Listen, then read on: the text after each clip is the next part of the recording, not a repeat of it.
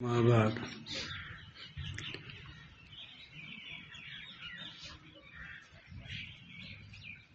أعوذ بالله من الشيطان الرجيم إنك لعلى خلق عظيم صدق الله مولانا العظيم. درود شریف پڑھی ہے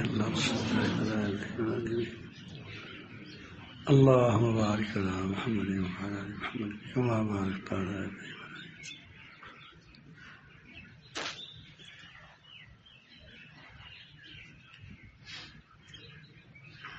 اخلاق خلق یہ ایک قوت ہے، ایک ملکہ ہے جس کے اندر جو خلق ہوگا اس سے برابر وہی چیزیں صادر ہوں گی. مثلاً آدمی کے اندر حیا ہے تو اس کو کبھی بعد میں جھجک محسوس ہوگی اور کبھی ایسا ہوگا کہ وہ احسان فراموش نہیں ہوگا. کبھی وہ کہتے ہیں کہ میرے ساتھ فلاں نے احسان کیا ہے، میں کیسے اس کے ساتھ برائی کروں. اب یہ کس کے ہے؟ اس کے اندر یہ حیا ہے، قدردانی خود بخود. اس لیے کہ الحیا و نصف الایمان. اب اس نے کہاں لیا؟ وہاں سے کھینچ لیا قدردانی کو.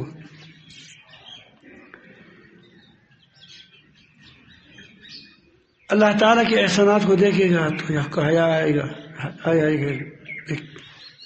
کیسے اس کی نافرمانی کروں. تو اس طرح اس کو اب ایک حیا کی ایک صفت ہے. اب اسی مسلسل دیکھیں اعمال کر رہے ہیں. یہی حال شکر، قدردانی ایک صفت ہے. قدردانی ایک صفت ہے. اب ایک آدمی جب قدردان ہوتا ہے تو ہر جگہ ویسی قدردانی نظر آئے گی. یہ نہیں کہ ایک جگہ قدردان ہے دوسری جگہ قدردان نہیں ہے، کیونکہ اس کے اندر صفت ہے. آگ کی صفت گرمی ہے، جہاں بھی آگ ہوگی تو وہاں کیا ہوگی؟ گرمی ہوگی.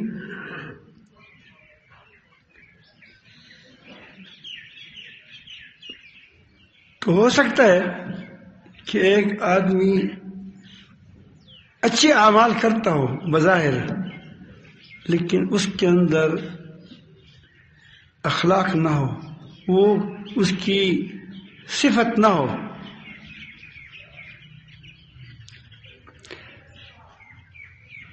مثلا ایک آدمی سخی ہے تو ہر وقت خاص اس کے دل میں ہوتا ہے کہ فقیروں پر مہربانی کریں، رحیم. اس کے اندر ایک سخاوت اس کی طبیعت ہے. ایک آدمی ہے وہ سخی نہیں ہے لیکن ایک دن دیگ پکاتا ہے. تو کیوں پکایا؟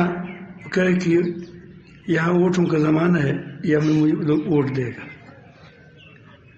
اب دیکھیے یہ عمل ہے، عمل اخلاقی ہے، لیکن اخلاق سے ناشی نہیں ہے، اخلاق سے پیدا ہی نہیں ہوا. یہ اس کے اپنے خواہش سے، مفادات، دنیاوی مفادات سے وہ پھوٹا ہے. یہ گلاس ہے، اس میں پانی ہے. اب خلق اس پانی کو نہیں کہتا، وہ چشمے کو کہتا ہے کہ برابر جاری رہے. اب دیکھو میں پی رہا ہوں تو ختم ہو جائے گا. تالاب کے اندر پانی جمع ہے، اس کو چشمہ کوئی نہیں کہتا. تالاب سے پانی لے لو کبھی نیچے چلا جاتا ہے. اور چشمہ جو ہوتا ہے اگر تھوڑا تھوڑا بھی ہو تو وہ چلتا رہتا ہے.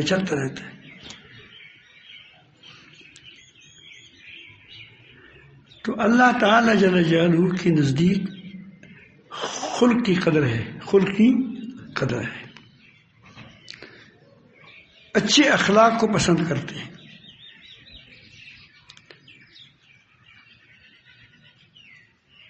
ایک روڈ پر ایک آدمی ہے، آرام کر رہا ہے. پتہ نہیں یہ بیچارے کبھی تک کے جاتا ہے، یہ روڈ ہے، اس پر گاڑیاں آتی ہیں. وہاں سے ایک گاڑی آ رہی ہے، اس نے ایک پاؤں سے کھینچا، ٹانگ سے کھینچا، اور وہ گاڑی چلی گئی. اور یہ اس کو تکلیف تو ہو گئی ہوگی کیونکہ کھینچا. اس کو اٹھاتے اٹھاتے ریل گاڑی تو آ ہی جاتی ہے. تو یہ اب بظاہر لگتی بے انصافی ہے، ظلم ہے، لیکن ہے کیا؟ اچھے اخلاق، کیونکہ وہ اس کو بچانا چاہتا ہے. اس طرح باپ ہے کبھی ڈانٹتا ہے بچے کو تو اس لیے ڈانٹتا ہے کہ تاکہ اس ٹھیک ہو جائے. تو میں عرض کرتا ہوں کہ اخلاق، خلق ایک عمل کا نام نہیں ہے. یہ انسان کے اندر جب خلق ہوگا تو کیا ہوگا؟ برابر اس سے اچھے اعمال صادر ہوتے رہتے ہیں. وہ وقتی نہیں ہوں گے، وہ وقتی نہیں ہوں گے، بلکہ مسلسل اس سے پوٹتے چلے جائیں گے.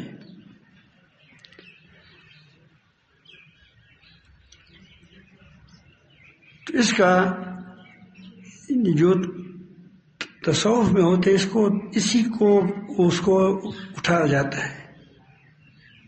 تزکیہ، اسی انسان کے اندر اچھی اخلاق آ جائے، برے اخلاق دور ہو جائے، اس کو کیا کہتے ہیں؟ تزکیہ کہتے ہیں. اب آپ دیکھیں کہ جس شخصیت کے متعلق اللہ تعالیٰ فرماتے ہیں انکا، یقیناً تو، لعلی خلق عظیم، لازماً ضرور بہت اچھے اخلاق پر ہو.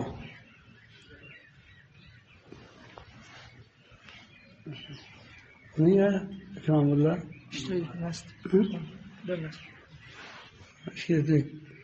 بات کرنی تھی. تو اس کو کیا کہے گا؟ وہ کہا جائے گا جب جس کو نبی اللہ تعالیٰ فرمائے خلق العظیم، کتنی عظیم اخلاق والے ہوں گے. یہ عظیم اخلاق دراصل اندرونی اعتدال سے بنتے ہیں. جتنا آدمی اندر سے معتدل ہوگا اس کے اخلاق اس قدر اونچی ہوں گی. یعنی غصہ اپنی جگہ پر ہو، شہوت اپنی جگہ پر ہو، غضب اپنی جگہ پر ہو، لالچ اپنی جگہ پر ہو کہ مجھے اللہ تعالیٰ سے تعلق میں، اب یہ بھی لالچ ہے. ان ہر چیز کو اپنی جگہ پر اس کی اعتدال ہوتا ہے. جتنا اعتدال ہوگا اتنا کیا ہوگا؟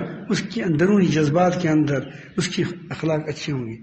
یہاں سے آپ دیکھیے کہ نبی کریم صلی اللہ علیہ وسلم کے اخلاق کا کیا عالم ہوگا کہ جس کے بارے میں عظیم رب کہیں. دیکھو ہر کسی اپنے پیمانے کے متعلق کہتا ہے. ایک آدمی فقیر آدمی ہے، اس کے پاس 1000 روپے ہے، اور اس کو آگے وہ کہتے ہیں کہ 1000 سے نہیں، اس کے پاس 1000 روپے نہیں ہے، 2 روپے 5 10 روپے ایسے ساتھ ہوتے ہیں. وہ کہتے ہیں جس کے پاس 1000 روپے ہوگا وہ کتنا مالدار ہوگا. وہ اپنے پیمانے پر دیکھتا ہے. اور جو آدمی لکھپتی ہوتا ہے اگر اس کو کہے کہ فلان آدمی کے پاس 1000 روپے، وہ کہتے ہیں مسکین،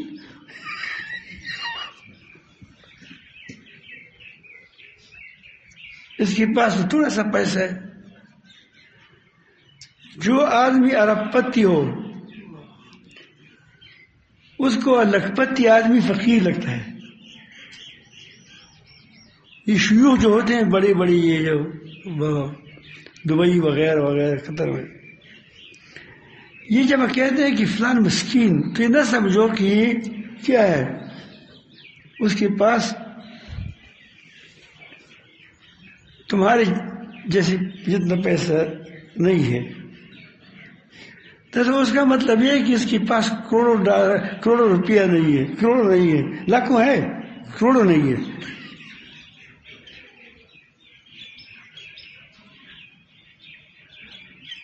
تو اخلاق خلق جو ہوتا ہے یہ تزکیہ کا مقصد یہی ہوتا ہے کہ وہ خیرخواہ ہوگا بدخواہ نہیں ہوگا. کتنا اچھا آدمی ہے، خیرخواہ ہے بدخواہ نہیں. ایک آدمی کی یہ اچھی طویل کرے گا بری طویل سے بچے گا. وہ تنقید نہیں کرتا زیادہ، اس کا ذہن مثبت ہوتا ہے.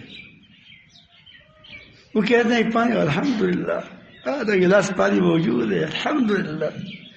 وہ جو دوسرا آدمی ہوتا ہے جس کے اندر وہ منفی ذہن ہوتا ہے، وہ کہ تھوڑا سا پانی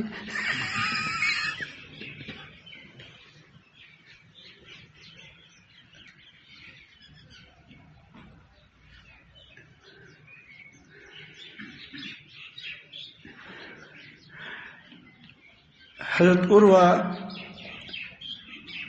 رحمۃ اللہ علیہ یہ نبی کریم صلی اللہ علیہ وسلم کے لیے حضرت عائشہ صدیقہ کے بانجے ہیں. کسی حادثے میں اس کے ایک پاؤں زخمی ہوا، پھر نسور تھا، پھر کٹ گیا. تو پہلے تو اس کو اٹھایا، کہا کہ کتنے آپ تم پر میں کتنے ہو گیا، چلا ہوں آیا ہوں جا ہوں. پھر کہا کہ الحمدللہ. اس کا ایک بیٹا بھی اس میں شہید ہو گیا تھا، گھوڑے سے کہیں سفر پہ گئے تھے، گھوڑے پر سوار تھے اور وہ گر گیا اور وفات ہو گیا.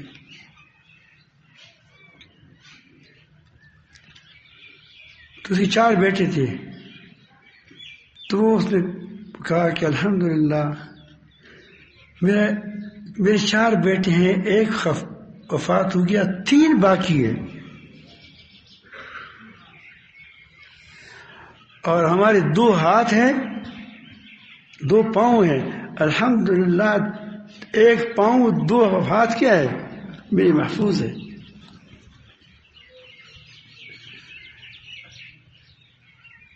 تو اخلاق کا چمک دمک ہر جگہ نظر آئے گا. جس کے اندر اخلاق ہو، صحابہ کرام کے اندر دیکھیں ہر جگہ اس سے وہ اخلاق پھوٹتے ہوں گے. اس کو کہتے ہیں، اس کو تزکیہ ہو چکا تھا. وہ بدخواہ نہیں تھے، حاسد نہیں تھے، خائن نہیں تھے، خیانت نہیں کرتے تھے. خطا ہو جاتی ہے، خطا اور چیز ہے، خیانت اور چیز ہے، غلطی اور چیز ہے، غلطی پر اصرار دوسری چیز ہے. تو بہرحال یہاں جو بار بار جو تزکیے کی بات ہو رہی ہے، تو یہ اخلاق، حسن خلق، ایمانی صفات، یہ انسانی کمال ہے. باقی آسمان میں اڑنا، کفلا آسمان میں اڑ رہا ہے، یہ حیوانی کمالات ہے. کیا ہے؟ کمالات ہے، یہ بھی کمال ہے، لیکن یہ حیوانی کمال ہے.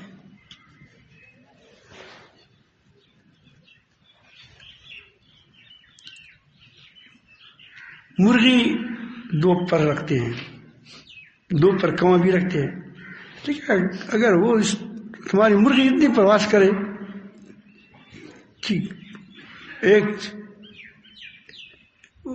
درخت پر چڑھ جائے، پھر آپ اس اوپر دور دوسری پہاڑ پر چڑھ جائے، تو آپ کو اس کا کمال نظر آئے کہ بڑا کمال ہے.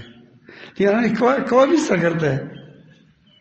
تو یہ کمالات حیوانی نہیں، انسانی نہیں ہے، یہ کمالات حیوانی ہے، یہ کمالات حیوانی ہے.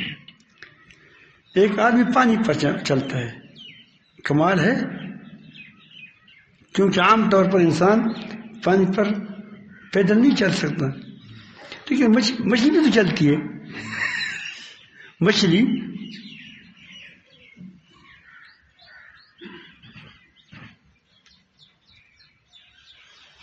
سمک عربی میں کیا ہو تو فارسی ہے، عربی میں سمک ہے. تو وہ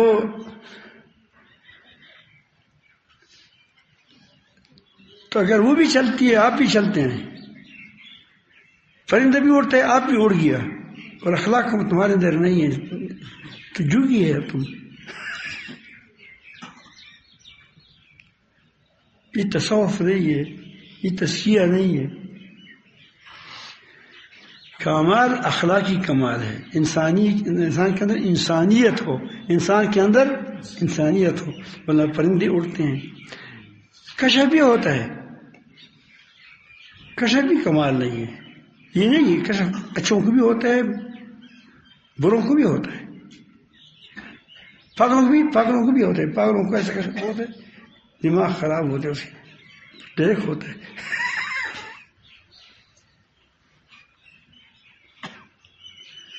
تو وہ مثلا گدھا ہے، گدھے کے بارے میں آتی حدیث شریف میں آتا ہے کہ جب وہ شیطان کو دیکھتا ہے تو وہ آواز نکالتا ہے.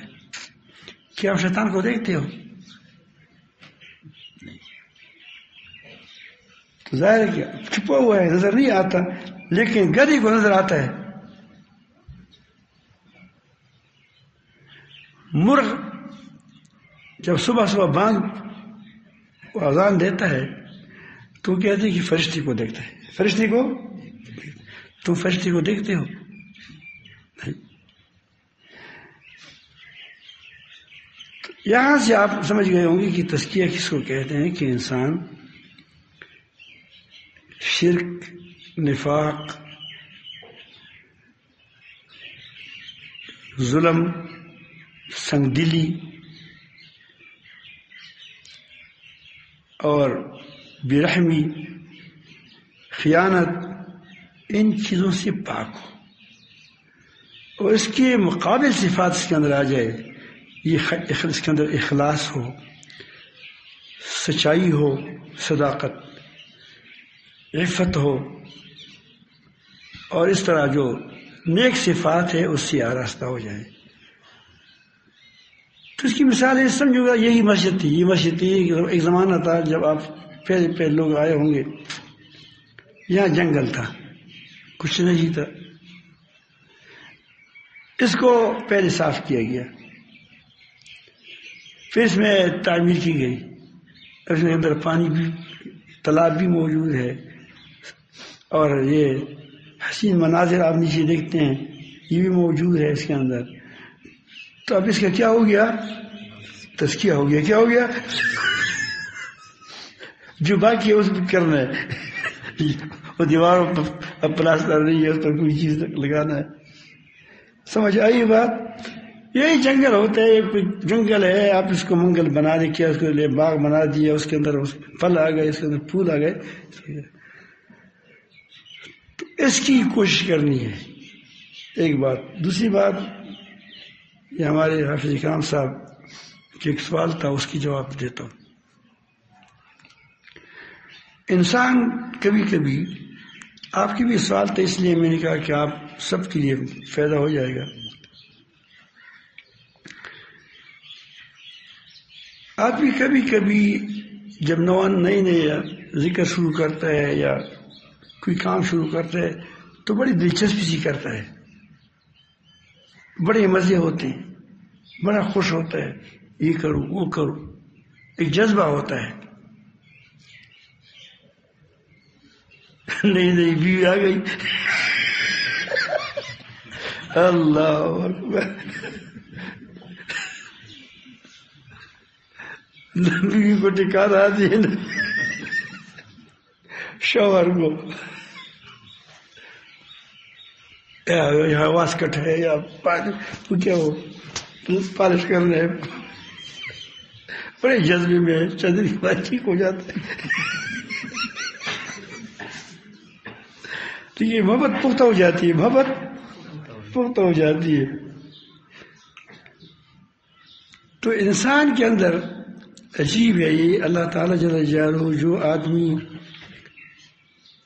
اللہ تعالیٰ کی قرب کی راہ کو اختیار کرتا ہے، اللہ تعالیٰ کی طرف چل پڑتا ہے دل سے، پہنچ نہیں چلا چاہتا، یعنی دل کو اللہ تعالیٰ کے قریب کرتا رہتا ہے، یا گناہوں سے پرہیز کرتا ہے، ذکر اذکار کرتا ہے. تو اس پر دو قسم کے حالات آتے ہیں. پہلی حالت تو یہی ہوتی ہے جس کو ہم بسط کہتے ہیں. کیا بسط کہتے ہیں؟ اس میں آدمی کو خیال آتا ہے کہ میرا رب میرے سامنے ہے. اس کو کہتے ہیں یار احسان یا احسان تو مجھے کیفیت مجھے حاصل ہے. اس کو پتہ نہیں کہ تم یہ نئی بات ہے، تمہیں اپنے اب اس بات کو پکا کرنا ہے. اور وہ سمجھتا ہے کہ اس کائنات میں مجھ سے کوئی اللہ پاک کا لاڈلا نہیں ہے. گویا نمازوں میں بھی مزہ ہے، ذکر میں بھی مزہ ہے، خدمت میں بھی مزہ ہے. یہ مزے ہی مزے مزے ہی مزے. اس کو کہتے ہیں بسط. کیا بسط کہتے ہیں. پھر یہ حالت تبدیل ہو جاتی ہے، لازمن تبدیل ہوگی. اگر تبدیل نہ ہوگی تو ہماری اصلاح نہ ہوگی. وجہ یہ ہے کہ انسان کے اندر پختگی تو ہونی چاہیے، پختگی ہو. ابھی پختگی کیسے آئے گی؟ جب مٹھائیاں ختم ہو جائیں. نماز کی مٹھائی ختم، روزی کی مٹھائی ختم، اور اس طرح مٹھائی ختم، پھر سر دکھتا ہے. ذکر کرتے ہیں کیونکہ آدمی کو بہت ہی تکلیف پر کام دے دیں لیکن اس میں مزہ اس کو وہ کیا ہوگا، اس کو آسان ہو جائے گا. ایک عورت کا قصہ مشہور ہے، حضرت غالباً حضرت قاری محمد طیب رحمۃ اللہ علیہ نے اس کو لکھا ہے، یا حضرت طانی رحمۃ اللہ علیہ لکھا ہے. میں کبھی پہلے پڑھا تھا ہاں کہ ایک عورت تھی، وہ بڑی ناسپر تھی. کیا تھی؟ ناسپر، بڑی گھرانے کی عورت تھی. وہ آئی اور اس کا شوہر ذمہ دار تھا، کشت نہیں، وہ جو گندم کاٹتا ہے وغیرہ وغیرہ، گندم کاشت کرتا ہے. اس نے کہا کہ وہ اس بادشاہ سے مرچ، کالی مرچ کوٹا جاتا ہے، کالی مرچ وغیرہ وغیرہ نہیں، وہ جو اس کو کیا کہتے ہیں، لنگری. آپ کیا کہتے ہیں؟ مجھ تو لنگرے وہی پشتوں کے. آپ کیا کہتے ہیں؟ نہیں، اس طرح ہوتا ہے پیالہ، اس کے اندر اوپر ڈنڈا ہوتا ہے، لوہے کا ڈنڈا ہوتا ہے، لوہے کا. ہاون دستہ، اس سے وہ دوائیاں کوٹی جاتی ہے، اس سے کالی مرچ وغیرہ کوٹی جاتی ہے، فلفل سیاہ سب کوٹا جاتا ہے. تو اس نے کہا کہ وہ تھوڑا سا وہ تو اٹھائیں. وہ کہتے ہیں کہ وہ اتنی وزنی ہے، میں اس کو کیسے اٹھاؤں گی.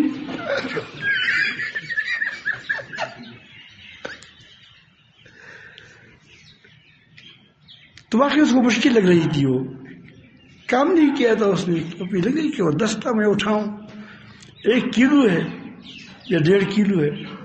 1.5 کلو کسی کا باپ اٹھائے گا.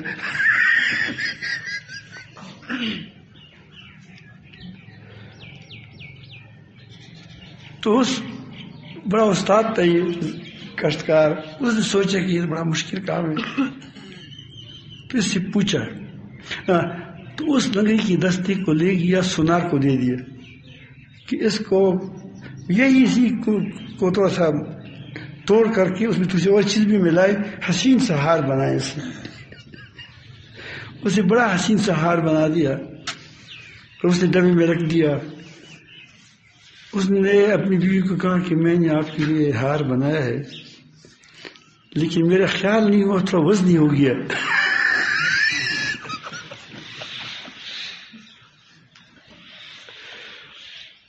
اس نے کہا کہ تو دکھاؤ صحیح. خیر کہو گے نہیں صبح اچھا ہوتا ہے، آدھی رات میں آدھی میں پہنائے گا تو وہ اتنا کیا وہ مفید نہیں رہے گا. صبح پھر رات کے وقت تھوڑا بتاؤ صحیح پہنوں گی نہیں، دیکھو تھوڑا سا مزہ دے. جب صبح ہو گیا تو جب اس کو دیکھا بڑا زبردست بنایا تھا، لیکن وزن وہی کیلو کتنا تھا تو اس نے فوراً گلے میں ڈال دیا. اللہ آٹا کھا ایسے خوش ہے، بسط کی حالت ہے.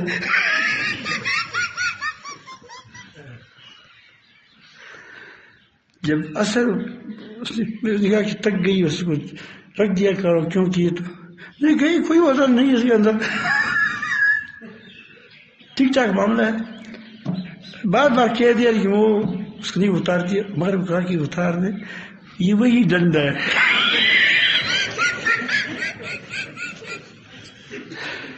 تو وہی ذکر ہوتا ہے. لیکن تمہیں اب چونکہ تمہارے اندر سے وہ نکل گیا کیا، وہ شوق نکال دیا گیا کہ اب یہ دیکھیں یہ چلتا ہے یا نہیں چلتا. یہ اس کو کہتے ہیں قبض کی حالت. کیا قبض کی حالت؟ اس میں آدمی کو مزہ نہیں آتا. ظاہر ہے کہ جب نماز میں مزہ نہیں آتا، کسی کام میں مزہ نہیں آتا تو بوجھ ہی ہوگا. سب بوجھ سمجھ گئے؟ تو اس کو کہتے ہیں کیا قبض کی حالت. بسط کی حالت میں ناز ہوتا ہے، اس میں ناز سے بچا کریں، ناز سے بچا کریں. آپ نے آپ کو بڑا سکا کہو کہ میں بڑا نہیں ہوں، ایسے بسط کی حالت ہے، اللہ تعالیٰ قائم رکھے دائم رکھے. لیکن جب قبض کی حالت ہو جائے پھر اپنے اندر سوچیں کہ میں نے تکبر تو نہیں کیا ہے. یہ نہیں کہ آپ کہہ دیں کہ قبض کی حالت ہے، آپ اس میں اپنی کوتاہیوں کو ڈھونڈیں، اپنی کوتاہیوں کو ڈھونڈیں. نظر تو غلط نہیں اٹھائی ہے، اپنے آپ کو تو بڑا نہیں سمجھا ہے.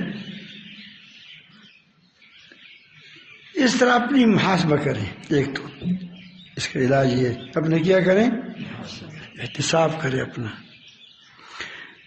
دوسری بات اعمال کو نہ چھوڑیں. اس لیے نبی کریم صلی اللہ علیہ وسلم نے فرمایا خیر امور ادومها.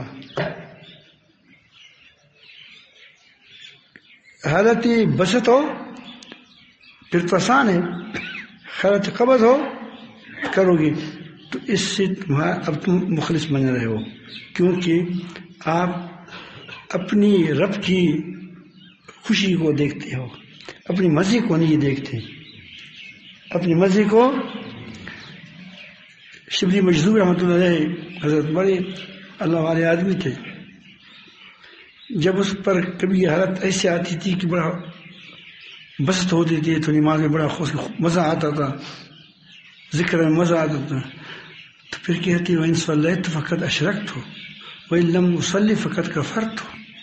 اگر میں نماز پڑھتا ہوں تو میں مشرک ہو جاتا ہوں، کیونکہ اتنا مزہ آتا ہے کہ میں کہتا ہوں تو تمہیں مزہ نفس کو آتا ہے تو میرا نماز شریف کیا ہوا، نفس کے ساتھ خدا کے ساتھ کیا ہوا، اس کو ہم نے گویا شرک کیا کہ اپنے نفس کے لیے بھی کرتا ہوں خدا کے لیے بھی کرتا ہوں. اگر نہیں کرتا تو پھر تو کفر ہو جائے گا. وہ مجذوب تھا. لیکن میں کرتا ہوں کہ بہت سے اہل دل، بہت سے اللہ والے قبض کی حالت کو اچھی سمجھتے ہیں، کیونکہ اس میں آدمی کے اندر استقامت پیدا ہوتا ہے. ایک جب آدمی دل نہ چاہے، محض اسی لیے کام کرے کہ اللہ تعالیٰ کا حکم ہے، پختگی آئے گی نہیں آئے گی. آپ کو حلوہ اچھا لگتا ہے، آپ کہتے ہیں کب آئے گا کھاؤں گا، تو آپ کھاتے ہیں. اور ایک آپ کو ڈاکٹر کہے کہ حلوہ کھاؤ، آپ کو حلوہ اپنا اچھا نہیں لگتا، طبیعت بعض لوگوں کو حلوہ اچھا نہیں لگتا. لیکن اب کھاؤ گے تو کیا ہے، آپ ڈاکٹر کی مان رہے ہیں. کس کی مان رہے ہیں؟ ڈاکٹر کی مان، نفس کی نہیں مان رہے.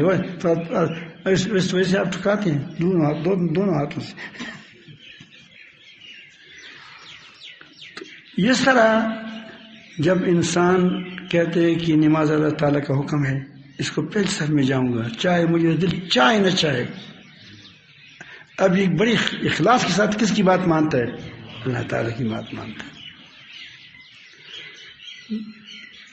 دل نہیں چاہتا نفل کو، لیکن کہا کہ نہیں نفل میں نہیں، معمولات ہیں میں پڑھوں گا. اس سے تمہارے اندر پختگی پیدا ہو جائے گی، آپ کے اندر استقامت پیدا ہو جاتی ہے. تو الاستقامت فوق القرامت، الاستقامت فوق القرامت. کرامات تو استقامت والوں کی پذیب ہوتے ہیں. کیا ہوتے ہیں؟ اس کی خود خود اس کے پاؤں میں آ جاتے ہیں. مستقل مزاج لوگ ہوتے ہیں، اللہ تعالیٰ کی مدد اس کی چال شامل ہو جاتی ہے. تو یہ قبض کی حالت میں آپ کرتی ہے کہ ایک تو اپنا استحساب کریں، استغفار پڑھیں، عمل کو نہ چھوڑیں. اس سے آپ کے اندر استقامت پیدا ہوگی، آپ کی ترقی ہوگی. اور شیخ احمد اللہ کو جب میں کوئی کبھی حالت لکھ کے دیتا تھا تو ہم ایک بات لکھتے تھے معاملات کے حوالے سے. تو لکھتے تھے کہ معمولات پر پابندی ترقی کا زینہ ہے. اس وقت ہم نہیں سمجھتے تھے معمولات پر پابندی ترقی کا زینہ ہے. مطلب یہ آپ معاملات پر عمل کریں گے، محسوس ہوگا نہ ہوگا تمہاری ترقی جاری ہوگی. کیونکہ وہ تو میرے خیال میں سمجھ گئے آپ لوگ صحیح. اللہ تعالیٰ ہم سب کو اپنی محبت نصیب فرمائے، اللہ تعالیٰ نصیب فرمائے.